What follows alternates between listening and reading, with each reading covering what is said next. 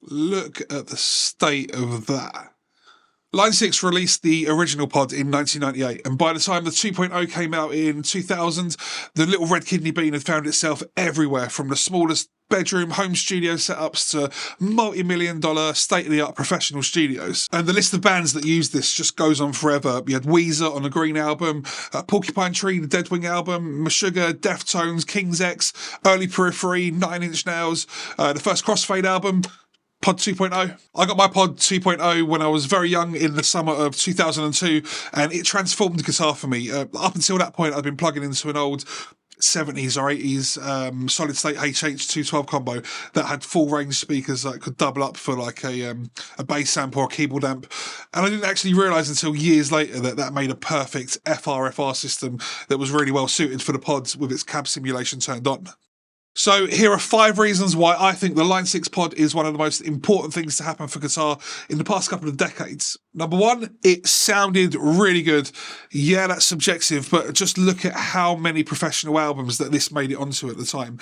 Even though you had things like the Rockman back in the 80s or Palmer speaker simulators, this was the first time that people were really able to get a wide variety of tones with decent cabinet simulation on their home recordings from a compact unit that was reasonably priced. And number 2 is it gave me a really good idea of what I liked and an idea of how certain amps sound in comparison to other amps. Yeah, the modelling wasn't perfect, but it was a really good starting point. YouTube demos weren't really a thing back then because it wasn't even invented. So you rarely found bad reviews in magazines, no doubt due to advertising deals and in-house politics. People complain now about the transparency on YouTube, but with online demos and online shopping, it's far easier now to find out information about gear. Most places have some kind of decent return policy.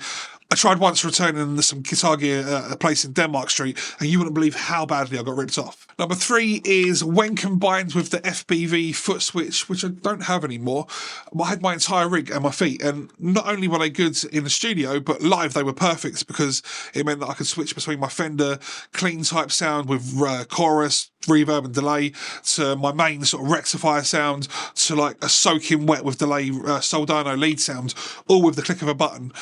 Presets are just the best. Number 4 is it still sounds really good. Cab modelling and IRs have come so far in the past 20 years.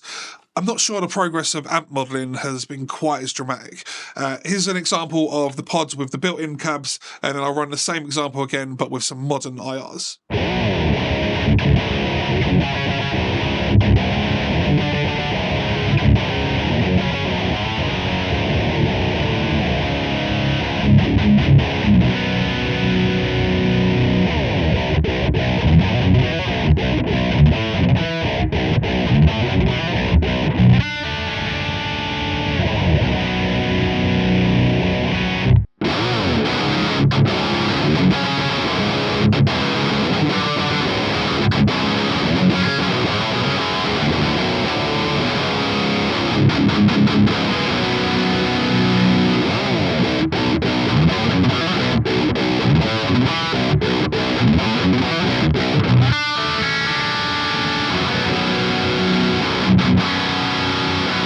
Number 5, this is a weird one, but I do have logic to this.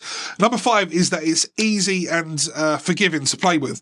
Playing through a cranked 800 with a tube screamer is an iconic sound, and it's a lot of people's dream tone, but there's nothing to hide behind and you're completely exposed. And it's really hard to play unless you're a really good player. Guitar playing itself has such a low retention rate as it is, and we hear figures like 1 in 10 or less stick at it.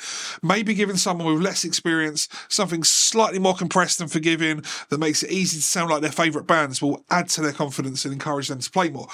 I think that to a certain degree, knowing that I had some delay to hide behind and I was using an amp with loads of gain and compression and it was easy to play, definitely added to my confidence in playing, especially live. Possibly a bit of a controversial one, that one, so let me know down below what you think. Because I have like a similar philosophy when it comes to learning the instrument, and yeah, I'm not a teacher or anything, and it's just my opinion, but I've heard it said that you should start on acoustic because it's hardy for your fingers and you'll build up strength, and yeah, that might be true, but for me, it makes sense to make it easier for the player, let them sound like the bands that they're into at a low volume. I've heard too many stories of people who go to guitar lessons and teachers are showing them like Twinkle Twinkle Little Star when they want to learn Master of Puppets. So just give them what they want to learn to play. Anyway, that was a little bit of a tangent. Back to the pod. And lastly, just a bit of a bonus one. In comparison to today's modelers, where you can so easily get lost in menu after menu, suffer option paralysis, and spend endless hours auditioning IRs, it was just so much easier to get a sound and just play with this. As I mentioned earlier, the built-in cab sims are what really kind of lets this down. But you can get one of these IR loaders from TC Electronic. It's called the Impulse IR loader, and it lets you use all the best and latest Impulse responses with your old and outdated tech, and I think that's pretty cool. I made a video for this, and you can find it just here. So, what do you think? Do you hate the pods? Do you love it? Let me know what you think down below. Thank you so much for watching, and I'll see you in another video.